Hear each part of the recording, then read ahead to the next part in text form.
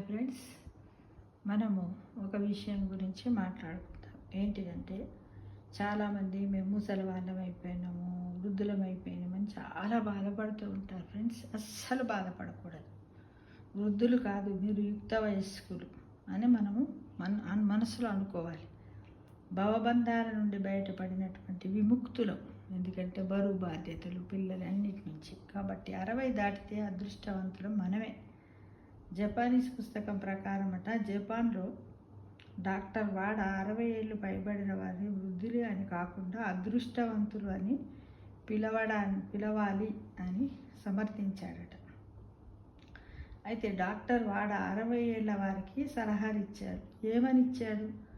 అదృష్టవంతుడు అవ్వడం యొక్క రహస్యం ఏమిటి అని అతను ఏం చేశాడంటే కొన్ని వాక్యాలలో ఇలా వివరణతో చెప్పాడనమాట. అవేంటో ఇప్పుడు నేను మీ ముందు ఉంచుతాను ఫ్రెండ్స్. 1, 60 దాటిన వాళ్ళు ఎప్పుడు కదులుతూ ఉండండి. మీరు చికాగ్గా అనిపించినప్పుడు లోతైన శ్వాస తీసుకోండి. వ్యాయామం చెయ్యండి, తద్వారా శరీరం దృఢంగా అనిపించదు. ఇంట్లో దమ్ము ఆయాసమైనట్టు ఉండదు అనమాట. వేసవిలో ఏసీలో ఉన్నప్పుడు ఎక్కువ నీరు తాగండి. మీరు ఏదైనా ఆహారం తిన్నప్పుడు నమలడం వల్ల మీ శరీరము మరియు మెదడు మరింత శక్తివంతంగా తయారు అవుతుంది. జ్ఞాపక శక్తి తగ్గుతుంది, వయసు వల్ల కాదు. ఎక్కువ కాలం మెదడును ఉపయోగించకపోవడం వల్ల జ్ఞాపక శక్తి తగ్గుతుందని గ్రహించండి ఫ్రెండ్స్. గ్రహించండి. ఎక్కువ మందులు వేసుకోవాల్సిన అవసరం లేదు. ఉద్దేశపూర్వకంగా అంటే మామూలుగా రక్తపోటు మరియు షుగర్ గిట్లా ఉన్నట్టయితే కొంచెము ట్యాబ్లెట్లను తగ్గించండి. మీరు ఏదైతే ఇష్టపడతారో దాన్ని మీరు తినండి. ఏ విషయం జరిగినా ఇంట్లో ఎప్పుడూ ఉండకండి. ప్రతిరోజు ఇంటి నుంచి బయటకు రావడమే కాకుండా అటు ఇటు నలుగురితో మాట్లాడండి, నడకను సవాకించేయండి.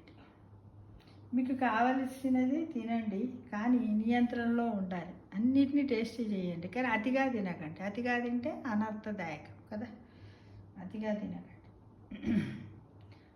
మీ ప్రతిదీ జాగ్రత్తగా చెయ్యాలి. ఏ పని కానీ, నడవడం కానీ, ప్రతి ఒక్కటి. మీకు నచ్చని వ్యక్తులతో అదే విధంగా ప్రవర్తించొద్దు. మీ ప్రియమైన వారిని కూడా వాళ్ళతో కూడా అందరితో కూడా బాగుండడానికి ప్రయత్నం చేయండి. కష్ట సమయాలలో ఇది ముందుకు సాగడానికి ఉపయోగపడుతుంది. ప్రతి ఒక్కరిని మీరు ఇష్టపడండి. ఇష్టపడకుండా ఉండకండి. ఈ వయసులో ప్రతిసారి ఆహారం తిన్న తర్వాత తప్పనిసరిగా గోరువెచ్చని నీళ్ళు తాగడం అలవాటు చేసుకోండి. పోలేనప్పుడు మిమ్మల్ని మీరు బలవంతం చేసుకోకండి.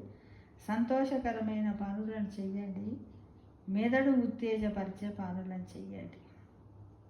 అందరితో మాట్లాడుతూ ఉండండి. మీకు సమీపంలో ఉన్న ఫ్యామిలీ డాక్టర్ను త్వరగా కలవండి. ఒకవేళ మీకు అలా అనిపిస్తే, ఏంటి ఓపిక లేకుండా ఏదైనా ఆయాసం అయితే మాత్రం వెంటనే పోయి కలవడానికి ప్రయత్నం చేయండి. ఎప్పటి కొత్త విషయాలు నేర్చుకుంటూ ఉండండి. పాత వాటిని నెమరు వేసుకోకండి. అత్యాశతో ఉండొద్దు. ఉన్నంత మందం సరిపోతుందిలే అనాలి. మంచం మీద నుండి లేచేటప్పుడు వెంటనే లేచి నిలబడద్దు. 2-3 నిమిషాలు కూర్చొని లేచి నిలబడాలి. స్నానం చేసిన తర్వాత బట్టలు ధరించేటప్పుడు గోడ నుండి మద్దతు తీసుకోండి. స్నానం చేసి వెంటనే బయటకు వచ్చి మధ్యలో గోడ పక్కన నిలబడి బట్టలు వేసుకోవడానికి ప్రయత్నం చేయండి. ప్రతిరోజు ప్రశాంతంగా జీవించండి. మన కోరికలే దీర్ఘాయువుకు మూలం. కోరికలు ఉండాలి, కానీ అవి కాకపోయాయని మాత్రం నిరాశ పడొద్దు. ఆశావాదిగా జీవించండి. సంతోషకరమైనటువంటి వ్యక్తులతో ప్రజాదరణ పొందండి. జీవితము మరియు జీవిత నియమాలు మన చేతుల్లోనే ఉన్నాయి. అంటే మీ చేతుల్లోనే, అంటే 60 దాటిన వాళ్ళ చేతుల్లోనే ఉన్నాయి. ఈ వయసులో ప్రతిదీ ప్రశాంతంగా అంగీకరించాలి. మంచి అయినా చెడైనా ప్రశాంతంగా అంగీకరించాలి. 60 ఏళ్ళు దాటిన మిత్రులందరూ కూడా ఈ నియమాలను పాటించి సంతోషంగా ఉండడానికి ప్రయత్నం చేయాలి. ఎప్పుడు నవ్వుతూ ఉండండి, నవ్విస్తూ ఉండండి, ఆరోగ్యంగా ఉండండి, అందరినీ కవ్వించండి, పుస్తక పఠనం చేయండి, వ్యాయామం చేయండి, మెడిటేషన్ చేయండి, ఎక్సర్సైజ్ చేయండి, ప్రకృతిని ఈకో ఫ్రెండ్ చేసుకోండి, చెట్లతో మాట్లాడండి. ఇలా ప్రతి ఒక్కటి కూడా ఎవ్వరు ఏది మాట్లాడినప్పుడు కూడా పాజిటివ్ వేరని దాన్ని మీరు అర్థం చేసుకోవడానికి ట్రై చేయండి. ఎవరి మీద నెగటివ్గా ట్రై చేయకండి. ఇవన్నీ పద్ధతులు. ఇవి పద్ధతులు అన్నీ ఏంటంటే అబౌట్ ఓల్డ్ ఏజ్ ప్రిన్సిపల్స్ కిందికి ఒక నియమాలలాగా పెట్టుకొని మీరందరూ పాటించండి. ఇదేంటి about old age principles and implementation in our life. Wish you happy life to everyone. Thank you.